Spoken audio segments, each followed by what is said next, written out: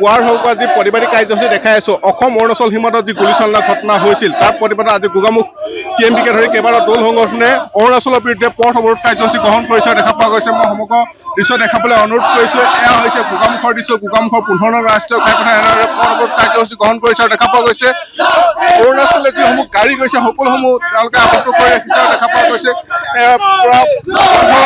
সৰ্বাত্মক হোৱা পৰিলক্ষিত হৈছে। আৰু মই যাবলৈ চেষ্টা কৰিম। দেখা পোৱা গৈছে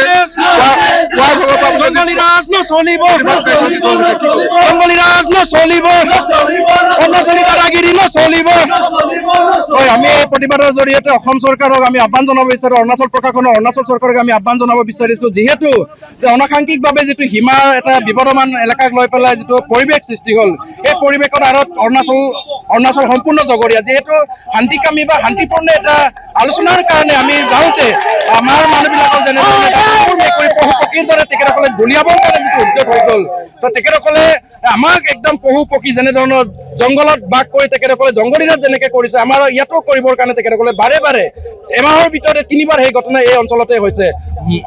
তৰাজানত হৈছে, নলবাৰীত হৈছে, মিংমাঙত হৈছে। গতিকে বাৰে বাৰে সেই হৈ থকা ঘটনাক আমি তীব্ৰ বাকাৰে গৰিহণা দিছো। কেৱল গৰিহণাই দিয়াই পৰৱৰ্তী পৰ্যায়ত ইয়াতকৈ কঠোৰৰ পৰা কঠোৰ আমি পদক্ষেপ গ্ৰহণ কৰিবৰ কাৰণে আমি যত্ন কৰিম। এইকাৰণে আমি আহ্বান জনাইছো যে অৰুণাচল প্ৰশাসনক অতি শীঘ্ৰে যিসকলে সেইদিনাখন গুলিয়াইছিলে বা তাতো আমাৰ উচ্চপদস্থ প্ৰশাসন জড়িত হৈ আছিলে, অৰুণাচল ৰয়িঙৰ DSP নতুনকে তেখেতে পদোন্নতি হৈছে নিৰাগ মমলে, উমা মমলে বুলি আমি চিনাক্ত কৰিছো, যিহেতু ঘটনা আমিও আছিলো।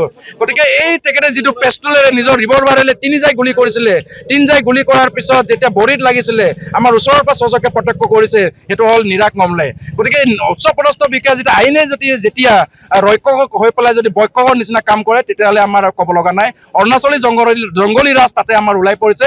গতিকে এই সম্পূৰ্ণ নিৰাগ মমলে ইতিমধ্যে আমি দাবী জনাইছো যে অতি শীঘ্ৰে তেখেতক গ্ৰেপ্তাৰ কৰি পেলাই তেখেতক কঠোৰৰ পৰা কঠোৰ শাস্তি প্ৰদান কৰক। আৰু যিসকলক আমি FIR দিয়া হৈছে, এই FIR দিয়া যিসকলৰ নাম তালিকাভুক্ত আছে তেখেতসকলক অতি শীঘ্ৰে অৰুণাচল প্ৰশাসনে হওক, অসমৰ প্ৰশাসনে হওক শীঘ্ৰে গ্ৰেপ্তাৰ কৰক। যদিও অৰুণাচলে গ্ৰেপ্তাৰ কৰে তেতিয়াহ'লে অসম প্ৰশাসনক চমজাই দিয়ক।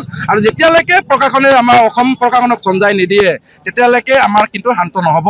আৰু যেতিয়ালৈকে এই সংগ্ৰাম আমাৰ সিদ্ধান্ত কৰিছো অনিৰ্দিষ্ট কাললৈ, আৰু অনিৰ্দিষ্ট কাললৈ আমাৰ এই কাৰ্যসূচী চলিব। গতিকে জিলা প্ৰশাসনক আমি এটা অনুৰোধ জনাইছো যে অতি শীঘ্ৰে অতি সোনকালে এই দুখীসকলক, যিসকল আমাৰ এতিয়া ভাইসকলে এতিয়াও গুলিবিদ্ধ হৈ মেডিকেলত চটপটাই আছে, মেডিকেলত চটপটাই থকা এই ভাইসকলক আমি ক্ষতিপূৰণ বিচাৰিছো। তেখেতসকলে বহুত এটা মেডিকেলৰ পৰ্যাপ্ত পৰিমাণ আমি যেনেধৰণে দিব লাগিছিল আমি দিব পৰা নাই। গতিকে আমি আশা কৰোঁ যে অসম চৰকাৰে বা জিলা প্ৰশাসনে তেখেতসকলক যি ধৰণৰ আমাৰ মেডিকেল ব্যৱস্থা কৰিব লাগে আমাক দিব লাগে বুলি আমি দাবী জনাইছো। আৰু পৰৱৰ্তী পৰ্যায়ত আমাৰ সেই দাবীসমূহ বা স্থায়ী সমাধান আমি যিহেতু বিচাৰিছো, এই সীমামূৰীয়াক আমি স্থায়ী সমাধান আমি বিচাৰিছো, এই সীমামূৰীয়া স্থায়ী সমাধান যেতিয়ালৈকে প্ৰশাসনে কৰি নিদিয়ে তেতিয়ালৈকে আমাৰ এই আন্দোলন চলি থাকিব।